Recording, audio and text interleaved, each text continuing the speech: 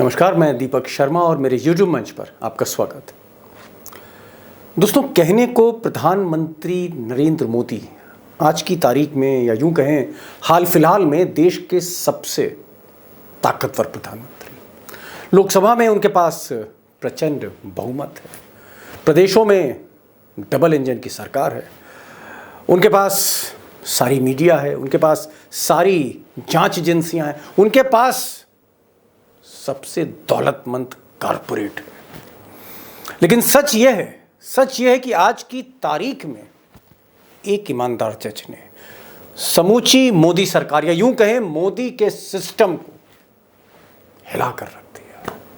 और ये शख्स हैं देश की सबसे बड़ी अदालत के सबसे बड़े जज, चीफ जस्टिस चंद्रचूड़। अब दोस्तों, अगर चीफ जस्टिस सुप्रीम कोर्ट का अगर उसकी पीठ में रीढ़ की हड्डी है, बैकबोन है, और वो झुकना नहीं जानता, चापलूसी नहीं जानता, हुकूमत के आगे सजदा करना नहीं जानता, तो इसका असर जो है वो सुप्रीम कोर्ट के बाकी जजों पर भी पड़ता है। और कहीं ना कहीं ईमानदारी जो है वो फिर फैसलों में दिखने लगती। और इस तरह के कई फैसले सुप्रीम कोर्ट से आजकल आ रहे हैं, जिसको लेकर मोदी जी और शाह साहब, शाह और शहनशाह काफ़ी बेचैन हैं। मिसाल के तौर पर आज ही का मैं जिक्र कर रहा हूँ, आज का। और आज सुप्रीम कोर्ट ने दिल्ली पुलिस जो मोदी जी के और शाह साहब के नाक के नीचे काम करती है, उन्हीं की पुलिस है, उसको नोटिस दिया है। दिल्ली पुलिस को नोटिस दिया है कि आपने कैबिनेट मिनिस्टर अनुराग ठाकुर और परवेश वर्मा, जो भाजपा के सांसद हैं, जिन लोगों ने 2020 के चुनाव में एक नारा दिया था, उस नारे को लेकर आपने एफआईआर दर्ज क्यों नहीं कराई, रिपोर्ट दर्ज क्यों नहीं कराई? क्या मंत्री कानून से ऊपर है? सुप्रीम कोर्ट ने नोटिस दिया। और मुझे लगता है वो नारा, मैं क्या बोलूं, आप खुद सुनिए और फिर आगे बढ़ते हैं।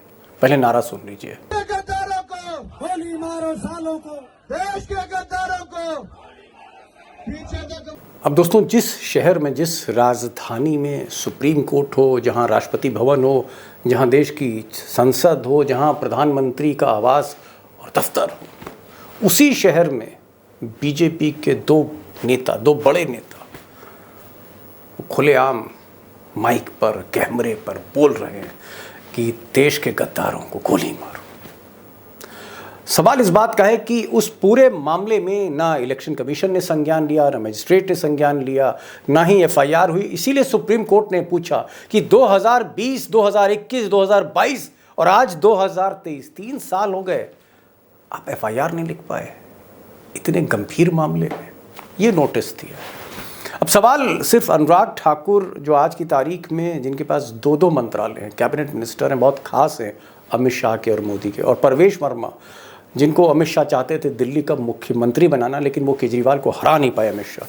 बहरहाल, एक और मामला देखिए। अब ये मामला ममता बनर्जी का है। ममता बनर्जी को ऐसा लगता था पिछले कुछ बरसों से कि उनके साथ न्यायालय, सुप्रीम कोर्ट, हाई कोर्ट इंसाफ नहीं कर रहा। लेकिन आज सुप्रीम कोर्ट ने वो मैसेज दिया। ममता बनर्जी के जो भतीजे हैं अभिषेक बनर्जी, इनकी घेराबंदी हो रही थी, और घेराबंदी गुजरात लॉबी के इशारे पर हो रही थी। सीबीआई, ईडी ये अभिषेक बनर्जी की घेराबंदी कर रहे थे, और हाईकोर्ट कहीं ना कहीं सीबीआई और ईडी को कहीं ना कहीं एक स्पेस दे रहा था। सुप्रीम कोर्ट ने आज अभिषेक बनर्जी को भी राहत दी, ममता बनर्जी को भी राहत दी कि ऐसा नहीं है, इंसाफ होगा। अब इस तरह के कई फैसले, जिसको अगर मैं गिनाता चला जाऊं तो घंटा भर निकल जाएगा। लेकिन यहाँ पर जो बड़ा सवाल है वो ये है कि क्या देश के प्रधानमंत्री नरेंद्र मोदी, उनके साथी चाणक्य अमित शाह जो गृह मंत्री, क्या कहीं ना कहीं वो चीफ जस्टिस से, उनके फैसले से बेचैन है? क्या पहली बार प्रधानमंत्री मोदी अदालत को लेकर थोड़ा टेंस हैं, दबाव में है? और ये दबाव इस वजह से है क्योंकि 2024 बहुत करीब है, और चीफ जस्टिस चंद्रचूड़ 2024 में भी रहेंगे, और उनकी नाक के नीचे चुनाव होंगे। आप ये कह सकते हैं कि जब चुनाव होंगे देश के, उस वक्त चीफ जस्टिस यही जज होगा। ये भी एक बहुत बड़ी बेचैनी है मोदी जी की। शाहीन बाग किसका था? मुस्लिम लोगों का था, अल्पसंख्यकों का था, क्योंकि वो हिंदू नहीं है तो वो गद्दार हो गए क्या? मतलब, और कोई पूछने वाला तैयार नहीं है। जब महाराष्ट्र सरकार को नपुंसक कहा सुप्रीम कोर्ट ने इसी बात पे कि ये पूरी लॉ एंड ऑर्डर बिगाड़ने वाले स्टेटमेंट दिए जा रहे हैं, लगातार रैलीज हो रही है और सरकार क्या कर रही है, नपुंसक है क्या? ये जब सवाल पूछा तभी मुझे लगा था कि आगे पीछे इस पर भी आएगा।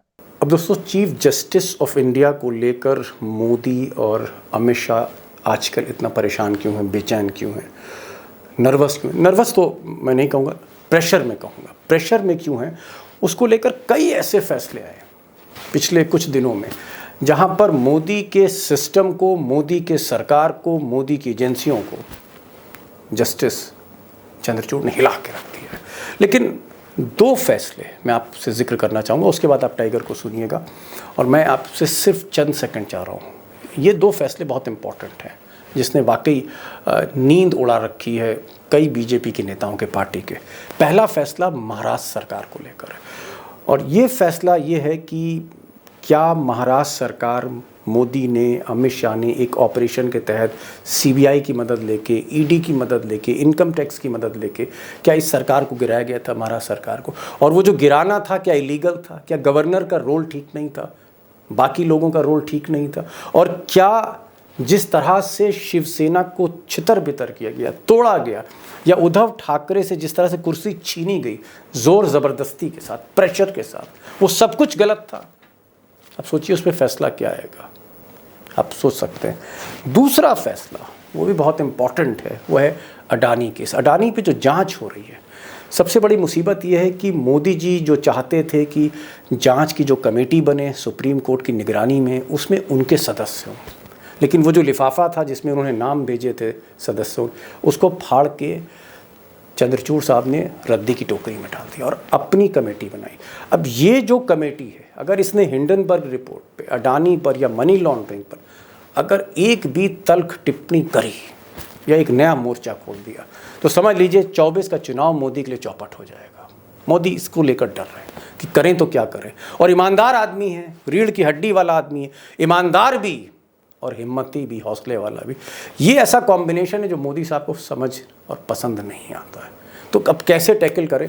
अडानी पर फैसला भी आना है, अभी नहीं, कुछ महीनों बाद, और महाराष्ट्र का फैसला किसी दिन भी आ सकता है। इसको लेकर जो आप कह सकते हैं मोदी जी के माथे पर चिंता की लकीरें गहराने लगी। मैं और वक्त नहीं लूँगा क्योंकि मामला गंभीर है और मुझे लगता है कि उसको हमें प्रॉपरली उसको डिकोड करना चाहिए आपके लिए।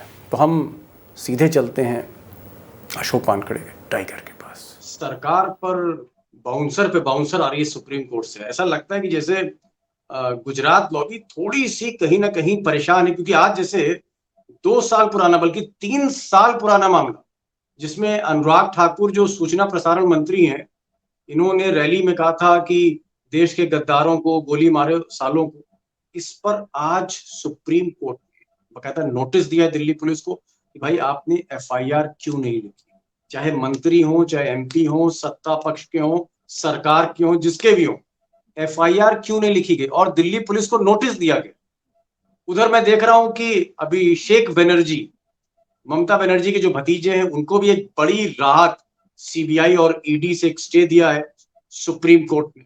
एक और मामले है संकेत गोखले का, उनको भी शायद बेल दी गई।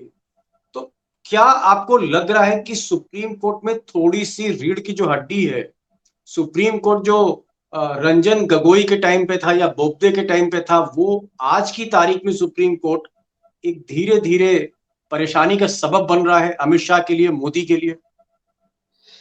देखिए दीपक भाई, हर बुरी चीज का एक अंत होता है। पाप का घड़ा कभी ना कभी भरता है। मोदी है तो मुमकिन है इस स्लोगन के तहत आप इस देश के संविधान को रगड़ नहीं सकते। आपने न्यायपालिका को ग्रांटेड ले लिया, आपने विधायिका को ग्रांटेड ले लिया, आपने एग्जीक्यूटिव को ग्रांटेड ले लिया। अधिकारियों तो माना सबने अपने दिमाग बिल्कुल लॉकर में बंद रख के काम कर रहे हैं, जो आदेश आते हैं उसका पालन कर रहे हैं, ये सोचे समझे बगैर कि इसका रिपरकशन इज अल्टीमेटली आपका दायित्व इस देश के संविधान के प्रति है, देश के प्रति। ये देश के लिए हानिकारक है या सही है? कहीं से आदेश आए नहीं देना, प्लेन नहीं दे दिए भाई, मर गए 40 लोग। हवाई जहाज देने में क्या जाता था? क्या इसके पहले हवाई जहाज दिए नहीं गए थे? क्या अभी आगे दिए नहीं जाएंगे? लेकिन किसी ने सवाल नहीं उठे। सवाल उठाना चाहिए यदि आपका दायित्व कहीं आपके देश के प्रति है तो। हमें क्या है लगता है, आपको और मेरे को क्या नरेंद्र मोदी जी ने कोई व्यक्तिगत रूप से हानि पहुंचाई है? भाजपा ने हानि पहुंचाई है? पूछिए मुझे। सबसे ज्यादा तो दोस्त मित्र हमारे भारतीय जनता पार्टी में मिलेंगे आपको। लेकिन जहां देश का नुकसान होता है वहां बोलेंगे। न्यायपालिका में कुछ लोग आ सकते हैं, हर जगह होते हैं, तो आपने जो चाहे वो करना शुरू कर दिया, ये सोचे समझे बगैर कि हर चीज का अंत होता है, वहां से भी लोग रिटायर्ड होकर जाएंगे। कुछ लोग भी आएंगे कि जिनका जमीर जगेगा। गोली मारो सालों को देश के गद्दारों को, ये कौन सी स्लोगन हो गई? कौन गद्दार? सवाल पूछने वाले गद्दार? जिस धर्म से आप है उस धर्म के जो लोग नहीं है वो गद्दार? जो उनका था वो तो इशारा जो था वो शाहीन बाग की तरफ था, जो प्रोटेस्ट चल मैंने रहा वही था। तो कहा, शाहीन बाग और किसका था? मुस्लिम लोगों का था, अल्पसंख्यकों का था। क्योंकि वो हिंदू नहीं है तो वो गद्दार हो गए क्या? मतलब और कोई पूछने वाला तैयार नहीं है। जब महाराष्ट्र सरकार को नपुंसक कहा सुप्रीम कोर्ट ने इसी बात पे कि ये पूरी लॉ एंड ऑर्डर बिगाड़ने वाले स्टेटमेंट दिए जा रहे हैं, लगातार रैलीज हो रही है और सरकार क्या कर रही है, नपुंसक है क्या? ये जब सवाल पूछा तभी मुझे लगा था कि आगे पीछे इस पर भी आएगा। अरे इस जी, देश का आईबी का मिनी मंत्री है भाई अनुराग ठाकुर। क्या अनुराग ठाकुर को मंत्री पद उस एवज में मिला कि बख्शिश करके मिला कि उन्होंने बोला गोली मारो गद्दारों को? संविधान की धज्जियां उड़ाने वाले को यदि आप बख्शिश दोगे तो फिर ये देश कहां जाएगा? सर्वोच्च न्यायालय आप ठीक है करिए, रगड़िए। अनिल देशमुख के मामले में, संजय राउत के मामले में तो लोअर कोर्ट ने ही स्ट्रिक्चर पास किए। ये केस बनते ही नहीं, कैसे बनाए? शाहरुख के बेटे को जब जमानत मिली तब भी हाईकोर्ट ने स्ट्रिक्चर पास किए कि ये क्या, कहा इस बच्चे को क्यों उठा के लाए? इस देश में हर आदमी खरीदा नहीं जा सकता। इस देश में 145 करोड़ का, 40 करोड़ का देश है दीपक भाई। हर बिकाऊ नहीं है, हर आदमी का जमीर मरा हुआ नहीं है। मैं आपसे एक जो चीज जहां पूछना काम कर चाहता रहा हूँ है, कि रंजन गोगोई जिस तरह से राफेल में उन्होंने क्लीन चिट दी, या बाकी जो फैसले रंजन गोगोई के थे, और उसके बाद रंजन गोगोई को जिस तरह से मोदी सरकार ने राज्यसभा भेज दिया, आपको लगता है कि सुप्रीम कोर्ट जो देश की सबसे बड़ी अदालत है, ये एक ऐसी घटना थी जिसने बहुत गलत मैसेज दिया मोदी सरकार बहुत के गलत। बारे में, जुडिशरी के बारे में? मुझे बताइए ना, ये जजेस रिटायर्ड होने के बाद भी इनको पूरा प्रोटोकॉल मिलता है। कितना लगता भाई रिटायर्ड आदमी को खाने के लिए? क्या जरूरत है आपको? कहीं ना कहीं आपको अपॉइंटमेंट चाहिए। राज्यसभा में जाके क्या कर दिया गोगोई साहब ने? कोई बड़ा तीर तो नहीं मार लिया? आपका लॉ मंत्री लगातार जुडिशरी को लताड़ रहा है और आप लताड़ने दे रहे हैं, लेकिन जुडिशरी टस से बस नहीं हुई। आपको क्या लगता है नोटबंदी के फैसले पे जो एक जज साहिबा थी जिन्होंने उस डिसीजन के खिलाफ जाके अपना डिसेंट नोट दिया, क्या गलत किया उन्होंने? सरकार ने एफिडेविट दिया, आरबीआई ने शायद एफिडेविट दिया कि हम 6 महीने से हम नोटबंदी के लिए बात कर रहे थे। क्या नोटबंदी के लिए आरबीआई का प्यून बात कर रहा था क्या फाइनेंस मिनिस्ट्री के प्यून से? कोई भी बोर्ड ऑफ डायरेक्टर के मीटिंग में नोटबंदी का इशारा नहीं है। और यदि ये गलत एफिडेविट देने के बाद वो निकलता है और उसके बाद वो जो बेंच के जो हेड थे उनको गवर्नर बनाया जाता है, तो देश क्या समझे? फिर रेवड़ियां बट रही है क्या? एक चीज और पूछना चाहूंगा, महाराष्ट्र का जिस तरह से मामला है, अमित शाह घबराए हैं, वो बॉम्बे गए थे और वहां पर बातचीत हो रही। अगर जिस वक्त ये शिंदे की सरकार बनने जा रही थी और जिस तरह से तोड़फोड़ की जा रही थी उद्धव ठाकरे की सरकार, उस वक्त एक मजबूत सुप्रीम कोर्ट का चीफ जस्टिस होता, एक मजबूत चाहिए था चीफ जस्टिस होता, तो क्या उस ये समय। सरकार गिर नहीं पाती? क्या शिंदे मुझे मुख्यमंत्री नहीं बनते? नहीं बनते मुख्यमंत्री। वो जो 16 का डिस्क्वालिफिकेशन का उसका जो समय दिया गया, उसी में सारा खेल हुआ। तब ये आशंका भी जाहिर की थी कि साहब आप समय दे रहे हो लेकिन इसके बीच में सरकार बनी तो, तब बेंच ने कहा है ना, और जब सरकार बनने के समय वो चले गए तो सरकार में अब बेंच ने कहा कि ये सुनने का हमारे पास टाइम नहीं। वो तो क्लियर कट इंडिकेशन था। उसमें पाप में भागीदारी उस टाइम न्यायपालिका भी थी।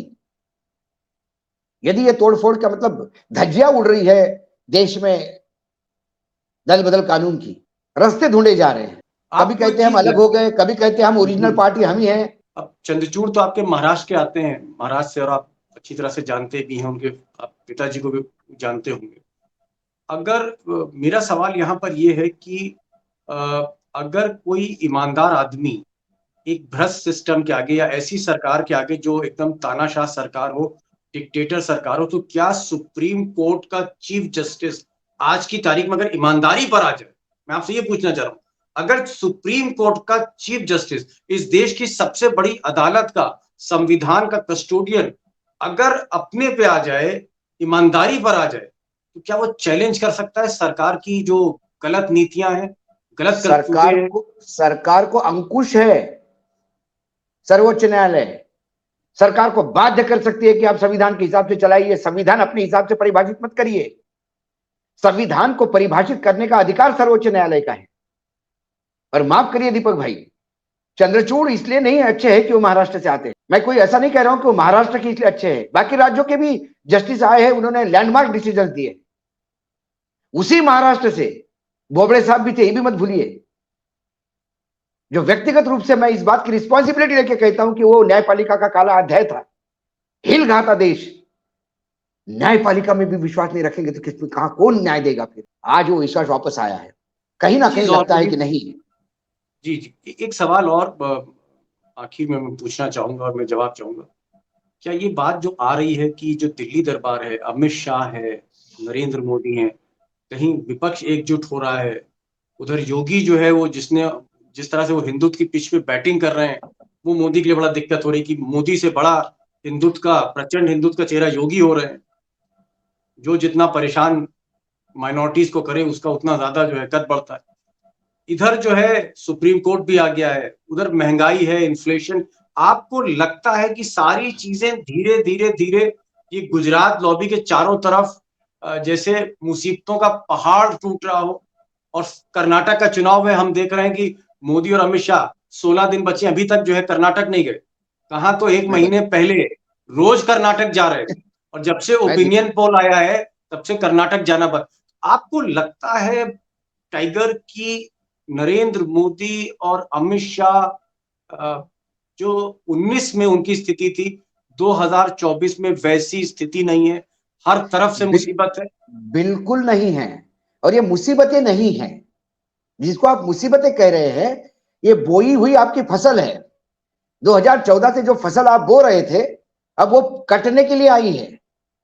अब जब धतूरा कटने के लिए आया है तो उसे खा के आप जिंदा रहने की तो अपेक्षा कर नहीं सकते, क्योंकि बोया धतूरा है आपने।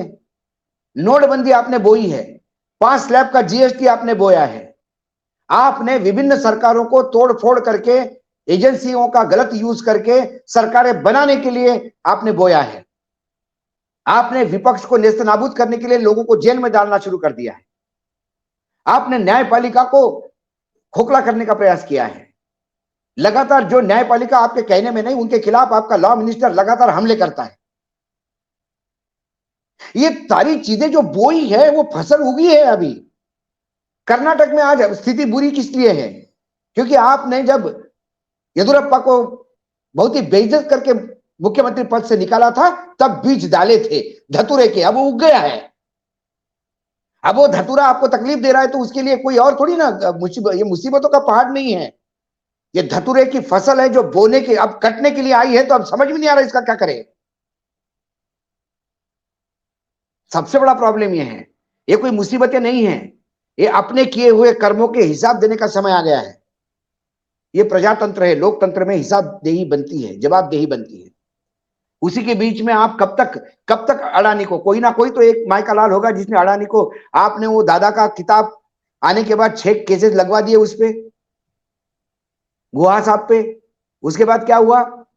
अडानी की रिपोर्ट आई, आप देख लीजिए, जाइए कोर्ट में। अडानी की बड़ी बातें कर रहे थे अडानी साहब की, मैं इंटरनेशनल कोर्ट में जाऊंगा, लंदन के कोर्ट में जाऊंगा। जाइए खींचिए हिंडनबर्ग रिपोर्ट को, नहीं जा पाएंगे क्योंकि और नंगे होंगे।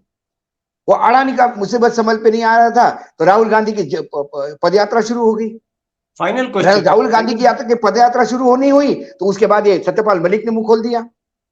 जी, सत्यपाल मलिक आप ही का तो है भैया गवर्नर, गवर्नर था जी। आप ही ने तो रखा था उनको। जी, अभी जो जो पॉलिटिकल पार्टी से इन्होंने लिए हैं लोग, अब वो मुंह खोलना शुरू कर देंगे। आपको लगता है कि सत्यपाल मलिक के जितने भी बयान, इंटरव्यूज आ रहे हैं, क्योंकि वो गवर्नर थे मोदी जी का, आज उनका एक बयान आया है कि गोवा के जो बीजेपी के चीफ मिनिस्टर थे वो टैक्सी वालों से भी पैसे ले रहे थे, और इसकी जब मैंने शिकायत मोदी से करी, ये उनका कहना है कि उन्होंने जब शिकायत करी तो बजाय चीफ मिनिस्टर पे मोदी जी ने एक्शन, उन्हीं का तबादला कर दिया। आपको लगता है कि मोदी जी के 10वें साल में, जब 10वां साल लगेगा उनका, ये दूसरा टर्म है और 2024 में फाइनल होना है, क्या धीरे धीरे बहुत से जो खुलासे बाहर आ रहे हैं, मोदी का ब्रांड अब वो ब्रांड नहीं रहा? उन्होंने जो कहा बात कि भाई मोदी जी करप्शन से परहेज नहीं है, मोदी जी को, ये जो बात उन्होंने कही और गोवा के संदर्भ में कही, लेकिन ये बात उनके कहने से थोड़ी ना रेखांकित होती है। ये बात तो सारी दुनिया को मालूम है। जो सबसे भ्रष्ट लोग हैं वो बीजेपी ज्वाइन करते से आप क्या बड़े नेता बन जाते हैं। तो आपको विपक्ष के लोगों से परहेज है। भ्रष्टाचार विपक्ष का यदि दिखता है तो उससे परहेज है। वही भ्रष्टाचारी बीजेपी वाला हो जाता तो फिर आपके लिए तो सर आंखों पे हो जाता। आपकी कैबिनेट में मंत्री है, मुख्यमंत्री हैं आपके यहां, जिनके भ्रष्टाचार के चलते आपने आंदोलन खड़े कर दिए थे। तो भ्रष्टाचार से इनको परहेज नहीं है, ये तो बात हजारों बार, सैकड़ों बार इन्होंने प्रूव कर दी अपने करनी से।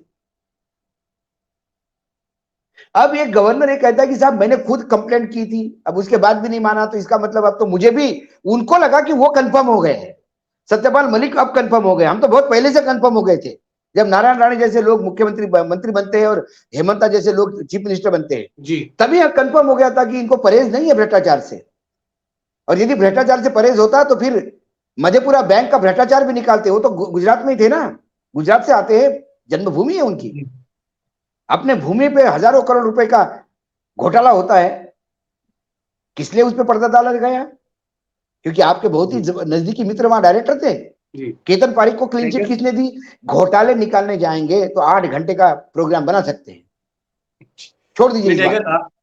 आपका जो ये कहना है कि अगर एक आदमी ईमानदार आ जाए, उसकी बैकबोन हो, रीढ़ की हड्डी हो, तो इस तरह की जो एक डिक्टेटर टाइप की जो एक सरकार है, तो एक ऐसी सरकार जो बहुत मनमाने फैसले दे, दीपक उसको भाई, सबक। दीपक भाई, ये आप खुद से देख लीजिए। सैकड़ों दलालों के बीच में यदि आपने पत्रकारिता जिंदा रखी है तो मिलियन लोग आपको भी देखते हैं ना। मिलियन लोगों को देखना बहुत बड़ी बात है। जब 1 मिलियन का आंकड़ा कोई प्रोग्राम का क्रॉस करता है तो उसको सैल्यूट देता हूं मैं। आपके पास कोई मार्केटिंग की एजेंसी नहीं है बड़े चैनलों के पास जैसी है, जी जी, हजारों करोड़ का इन्वेस्टमेंट नहीं है, लेकिन उनसे ज्यादा आप व्यूवरशिप ले जाते हैं क्योंकि एक ईमानदार आदमी, उसके साथ दुनिया खड़ी रहती है। ये ईमानदारों का देश है, ये फ्रॉड लोगों का देश नहीं है, बेईमानों का देश नहीं है। कई बार बेईमान छत के ऊपर आ जाते हैं, जी, उनको जगह भी दिखाई जाती है बेईमानों को। नहीं टाइगर, आपने बड़ी बात कही कि ये बेईमानों का देश नहीं, ईमानदारों का देश है, और कभी कभी कुछ फ्रॉड टाइप के लोग सीढ़ी चढ़ के वो आगे आ जाते हैं, लेकिन ज्यादा देर तक उनका शिखर पर रुकना नहीं बड़ा रहता मुश्किल है। होता है। जी, आप आए इस प्रोग्राम में, आपने समय निकाला, बहुत बहुत आपका शुक्रिया।